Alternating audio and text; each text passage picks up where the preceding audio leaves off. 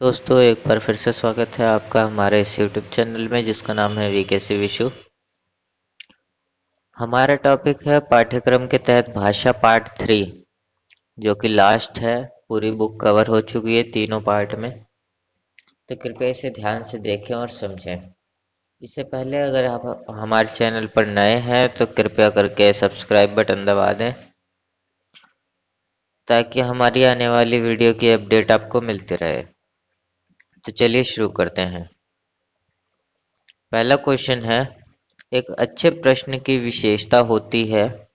Option 1 विचार उत्तेजक, option 2 संक्षिप्त एवं प्रत्यक्ष प्रश्न, ऑप्शन 3 उद्देश्य की प्राप्ति होती हो या ऑप्शन 4 उपरोक्त सभी।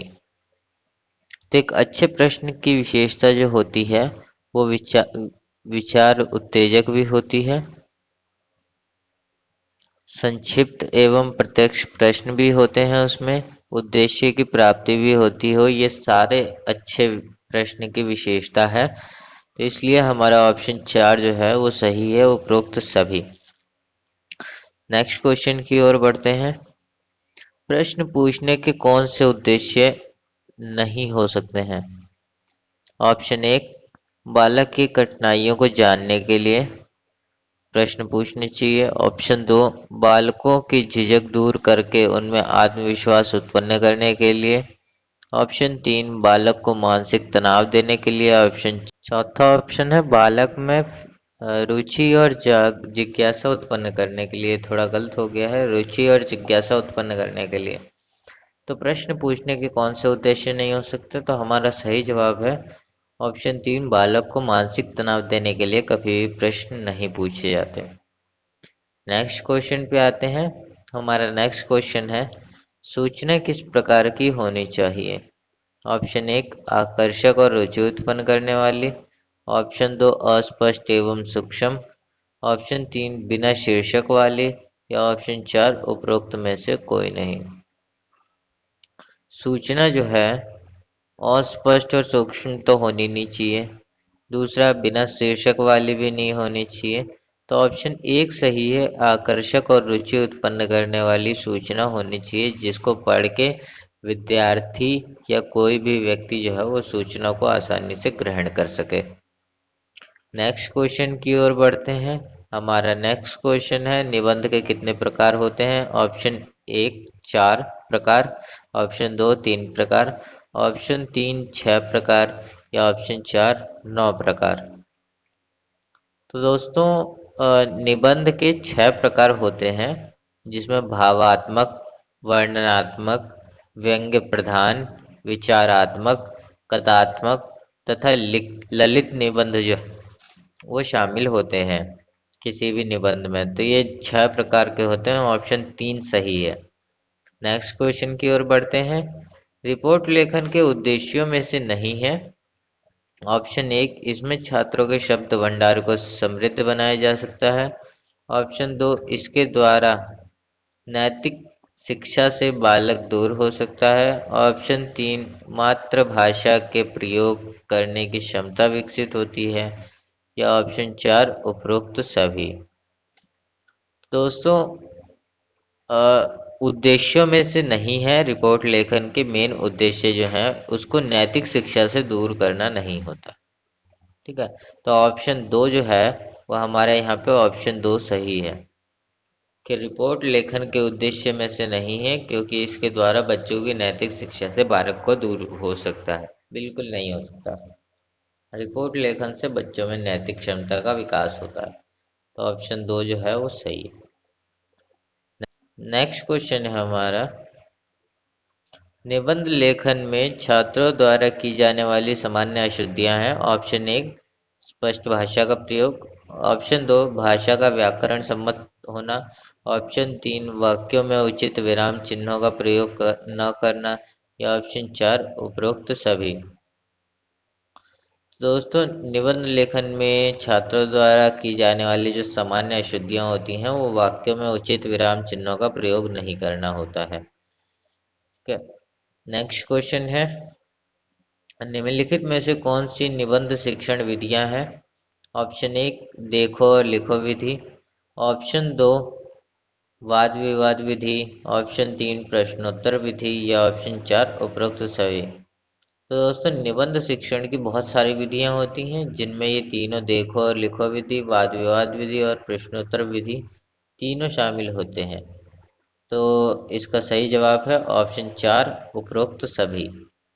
नेक्स्ट क्वेश्चन की ओर बढ़ते हैं। नेक्स्ट क्वेश्चन है हमारा, निबंध रचना का प्रमुख उद्देश्य नहीं है। ऑप्शन 1, इससे राष्ट्र विरोधी, धर्म विरोधी, जाति विरोधी तथा मानवता विरोधी भावना उत्पन्न होती है। ऑप्शन 2, कल्पना शक्ति का विकास होता है। ऑप्शन 3, मौलिक लेखन कार्य के प्रति रुचि उत्पन्न करता है। या ऑप्शन 4, विद्यार्थियों को निबंध शैलियों से परिचित कराना होता है। दोस्तों इसका सही जवाब है, निबंध रचना का प्रमुख उद्देश्य जो है वो ये नहीं है राष्ट्र विरोधी, धर्म विरोधी, जाति विरोधी तथा मानवता विरोधी भावना उत्पन्न करना। तो इसलिए हमारा पहला ऑप्शन जो है वो सही है। नेक्स्ट क्वेश्चन की ओर बढ़ते हैं। कौन सा रिपोर्ट लेखन के आवश्यक गुण नहीं है? ऑप्शन 1, रिपोर्ट लेखन सुंदर, सुडौल व स्पष्ट होना चाहिए। ऑप्शन 2, उसमें विचारों का प्रवाह होना चाहिए। ऑप्शन 3, भाषा व्याकरण सम्मत होनी चाहिए। या ऑप्शन 4 उपरोक्त में से कोई नहीं। अगर हम तीनों ऑप्शन ध्यान से देखें, रिपोर्ट लेखन सुंदर, स्पष्ट और सुडौल होना चाहिए, उसमें विचारों का प्रवाह होना चाहिए और भाषा व्याकरण सम्मत होनी चाहिए। ये तीनों ऑप्शन जो है वो रिपोर्ट लेखन के आवश्यक गुण या विशेषताएं हैं। तो इसका सही जवाब है ऑप्शन 4 उपरोक्त में से कोई नहीं, क्योंकि यहाँ पे ये पूछा है कि आवश्यक गुण नहीं है। तो ऑप्शन 4 राइट है। नेक्स्ट क्वेश्चन की ओर बढ़ते हैं। नेक्स्ट क्वेश्चन है हमारा, मौन वाचन का प्रमुख उद्देश्य होता है। ऑप्शन 1, विद्यार्थी को तीव्र गति से पढ़ने में सक्षम बनाना। ऑप्शन 2, इससे समय का अपव्यय होता है। ऑप्शन 3, विद्यार्थी ज़्यादा रुचि नहीं लेते। या उपरोक्त में से कोई नहीं। तो मौन वाचन का सबसे प्रमुख उद्देश्य है विद्यार्थी को तीव्र गति से पढ़ने में सक्षम बनाना, क्योंकि जब भी हम मन में कोई भी चीज़ पढ़ते हैं तो सामान्य बोल के पढ़ने से ज़्यादा जल्दी हम उस चीज़ को पढ़ सकते हैं। तो यहाँ पे तीव्र गति से पढ़ने की क्षमता जो है वो विकसित होती है बच्चे में। नेक्स्ट क्वेश्चन की ओर बढ़ते हैं। नेक्स्ट क्वेश्चन है, पठन कौशल में स्कीमा सिद्धांत का क्या योगदान है? स्कीमा थ्योरी जो है वो पियाजे ने दी थी, तो इसकी पठन कौशल में कौन सा योगदान है? ऑप्शन 1, बहुत महत्वपूर्ण योगदान है। ऑप्शन 2, कोई योगदान नहीं है। ऑप्शन 3, बहुत कम योगदान है। ऑप्शन 4, इनमें से कोई नहीं। तो हमारा सही जवाब है इसमें से बहुत महत्वपूर्ण योगदान है, ऑप्शन 1।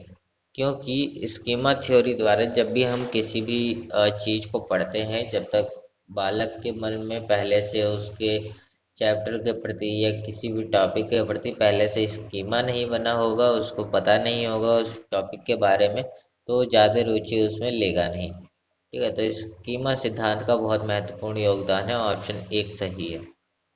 नेक्स्ट क्वेश्चन की ओर बढ़ते हैं। पाठ्य पुस्तक से होने वाली हानियों में से एक है, ऑप्शन 1, बच्चों का अध्ययन के प्रति सचेत होना। ऑप्शन 2, दोषपूर्ण सामग्री। ऑप्शन 3, रटने की प्रवृत्ति को कम करती है। या ऑप्शन 4, विस्तृत ज्ञान प्रदान करती है। पाठ्य पुस्तक में से होने वाली कौन सी हानियां हैं? ऑप्शन 1, अध्ययन के प्रति सचेत करना, नहीं हो सकता। ऑप्शन 2, दोषपूर्ण सामग्री, ये हो सकता है, लेकिन आगे के ऑप्शन भी पढ़ लेते हैं। रटने की प्रवृत्ति कम करती है, जी नहीं। विस्तृत ज्ञान प्रदान करते हैं, ऑप्शन 2 हमारा इसमें से राइट है। पाठ्य पुस्तक से होने वाली हानियों में से एक है दोषपूर्ण सामग्री, क्योंकि कई बार हम अपनी किताब जो देखते हैं कहीं पे दोषपूर्ण सामग्री अगर उसके अंदर होती है तो हम उसी चीज़ को ही याद कर लेते हैं और फिर बाद में उसी चीज़ को बार बार रिपीट कर करके हम दोषपूर्ण चीज़ों को दोहराते रहते हैं। तो हमारा जो हानियां है पाठ्य पुस्तक से होने वाली वो दोषपूर्ण सामग्री है। नेक्स्ट क्वेश्चन पे आते हैं। स्कीमा सिद्धांत डैश की देन है, यानी स्कीमा सिद्धांत जो है वो किसने दिया था? Option 1, Skinner.